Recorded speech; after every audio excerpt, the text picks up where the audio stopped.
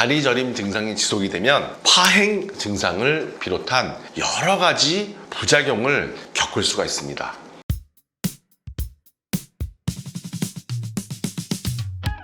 네, 안녕하세요. 참포너나우병원의 이동엽 원장입니다. 우리 몸에 관절이나 근육통이 생기게 되면 바로 병원에 가는 경우가 있죠. 특히 다리가 저리고 뭔가 불편함이 하체에 느껴질 때는 가만히 놔두면 괜찮아지겠지라고 방치를 하는 경우가 많습니다. 다리 저림 증상이 지속이 되면 파행 증상을 비롯한 여러 가지 부작용을 겪을 수가 있습니다. 오늘은 다리 저림 증상의 원인과 해결법을 쉽게 말씀드리겠습니다.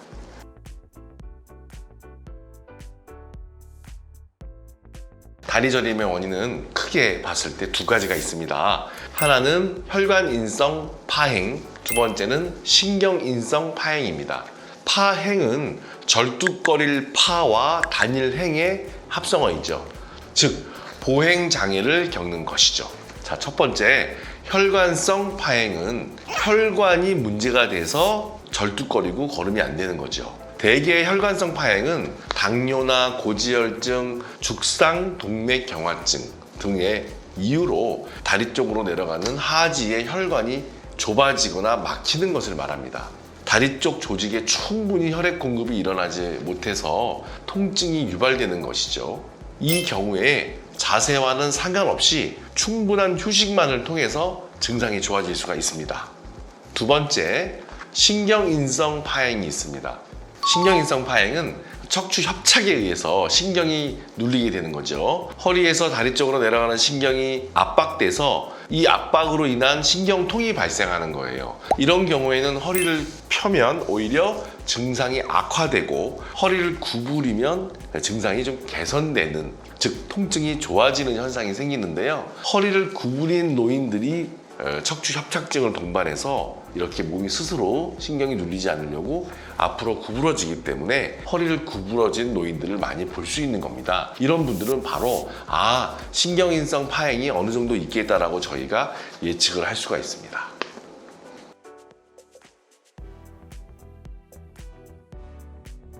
다리 저림의 원인은 혈관성 원인도 있고 신경성 원인도 있죠. 따라서 내가 다리가 저리는 원인이 혈관성이라면 혈관이 뭔가 막혔다는 거죠. 혈관이 혈전이라든지 죽상 동맥경화증으로 막혀 있다면 언제든지 이 혈전이 심장이라든지 뇌혈관으로 날아갈 수가 있어요. 그러면 뭘까요? 심장마비나 협심증 또는 뇌졸중이 생길 수 있는 원인이 될 수 있습니다.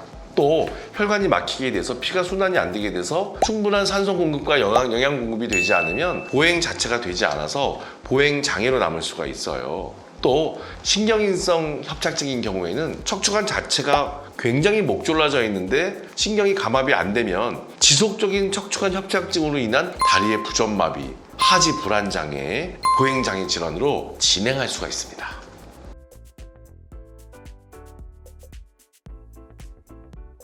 다리가 쑤시고 아린 느낌, 다리가 저리는데 마치 전기가 오는 것처럼 찌릿찌릿하다고 그러시죠? 감각이 떨어진다, 내 살 같지가 않아, 느낌이 이상해, 꼭 쥐가 나고 벌레가 기어다니는 것 같고 뭔가 그 수건 짜듯이 다리를 막 쥐어 짜는 느낌, 뭔가 다리가 묵직해요, 다리에 힘이 풀려요. 이런 다리 저림으로 걷는 것이 힘들고 보행 자체가 안 돼서 한 100m, 50m 가다가 쉬었다 걸어야 돼요.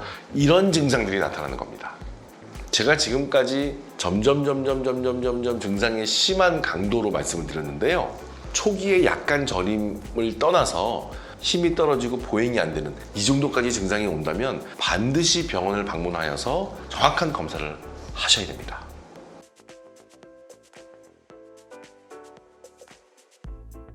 혈관성 파행은 혈관에 막힌 것을 뚫어주는 여러 가지 치료 방법이 있어서 혈전 예방약이라든지 주사라든지 시술이 있습니다. 또한 척추관 협착증이 좁아지는 신경인성 파행은 척추관 협착증 자체를 진단을 정확히 해서 어떤 부분에 신경이 막혔는지를 파악을 하고 약물 치료라든지 신경 차단술 또는 신경 성형술, 유착 박리술 또는 여러 가지 내시경, 현미경 기법을 통해서 근본적으로 협착증을 풀어줘야 됩니다.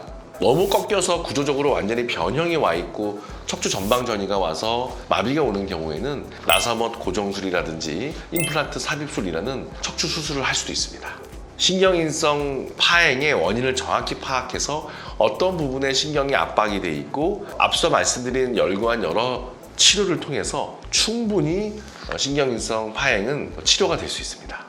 오늘은 다리 저림 증상의 원인을 자세히 알아보고 해결하는 방법도 함께 말씀드렸습니다. 무엇이 혈관성 파행이고 어떤 것이 신경인성 파행이냐에 대한 설명과 또 신경성 척추질환은 평소에 바른 자세와 적절한 운동, 체중 관리를 통해서 척추에 과중한 부담을 주지 않게 하는 것이 중요합니다.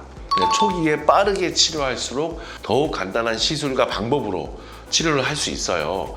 조기에 내원하셔서 정확한 진단을 통해서 치료하시기를 권해드립니다. 지금까지 참포너나무병원 이동엽 원장이었습니다. 감사합니다.